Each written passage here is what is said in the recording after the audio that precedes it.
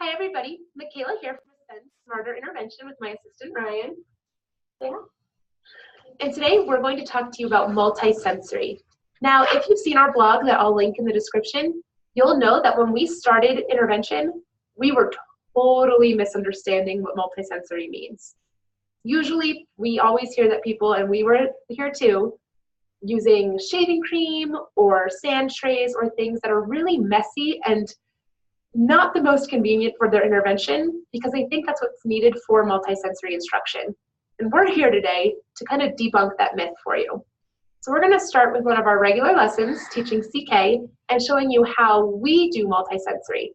A little background: in order for something to be effective and to be research supported in multisensory, you only need to be engaging more than one sense at a time. You don't need to have scented candles or peppermint gum or any of those really inconvenient type of pieces. It's just engaging multiple senses at a time. So you'll see Ryan, we're going to use this worksheet, I'll pull it up here. We have our CK rule, which him and I have already learned, and he's going to write CK on all 3 lines while saying CK says K.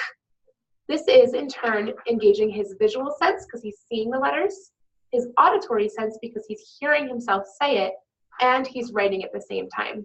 So he gets all 3 of those in there together. All right, Ryan, so go ahead and grab a pencil.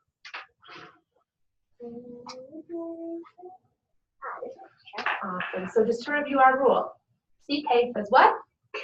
It says CK says K at the end of a short word following a short vowel.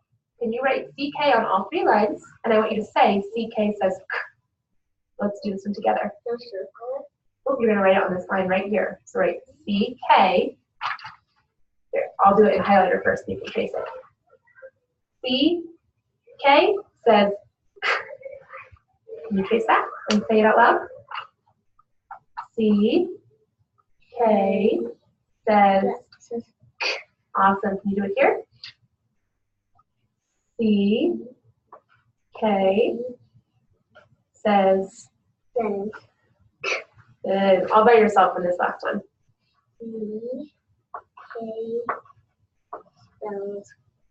Says. Awesome job.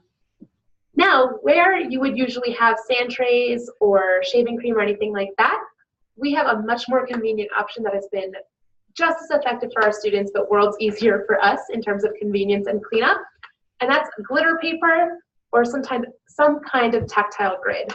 So with the glitter paper, you can see, you can get this at Target or Walmart or Michael's or any kind of craft store. And you'll have your students trace CK on the paper while doing the same saying that they did the first time. Can you trace with your finger? CK says K. You don't need a pencil.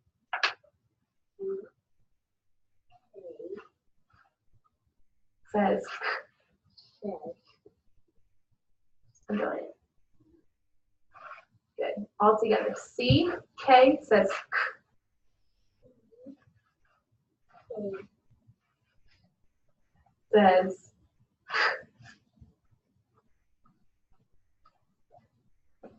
all right, bud. So all I want you to do is trace with your finger CK, and you're going to say CK says K.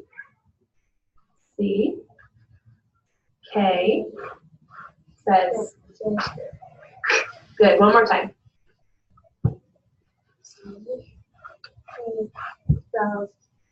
Awesome.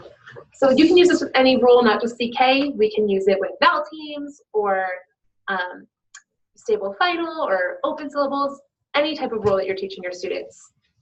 But the other type of instruction that we do that really, really heavily incorporates multisensory is our red words.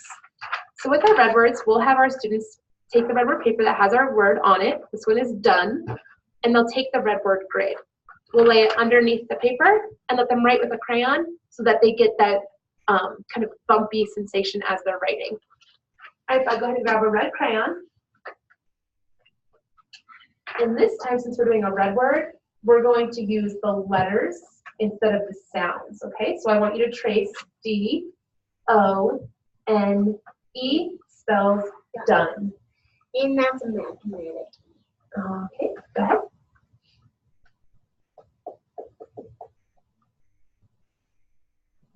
C, D, O, N, L, E, E, spells. sound. Good. Now I want you to write it down here again in this blank space, okay? Say the whole thing again. G, D, N, E, sound. Good. Can you do it one more time? E, O, N, E, sound. Nice job. So after they've written it on their paper, we can also do a number of different things for that sensory writing as well. You can skywrite, you can carpet write, you can arm tap, any of those traditional things that you can use to write it in another way. For sake of the video, since you can't see the carpet, Ryan and I are going to skywrite. So you take your finger with the hand that you write with, and you're going to trace in the air D-O-N-E, and say D-O-N-E spells done. D-O-N. Sound. Good. If I quizzed you, would you remember how to spell it? Yes. How do you spell it? G-O-N-E. Very good job. So that's multi-sensory instruction. Again, it's just so much easier this way because there's no cleanup, but you're still getting the same benefits for your students that you would with a sand tray or something like that. The only difference, sometimes those sand trays and the shaving cream are really great for engagement. So if you have a student that's not as engaged, you can use these as tactics. However, you do need to weigh the cost of it because sometimes they can be extra distracting. So ways that we like to up engagement is with games. We have a number of videos on playing games as well as blogs that I can also link for you. So games are really great for engagement, and we recommend doing a no-mess take on the multisensory instruction. Okay, if you have any questions, let us know in the comments, and we'll see you in our next video. Say bye, Ryan. Bye. Bye, everybody. So we're done.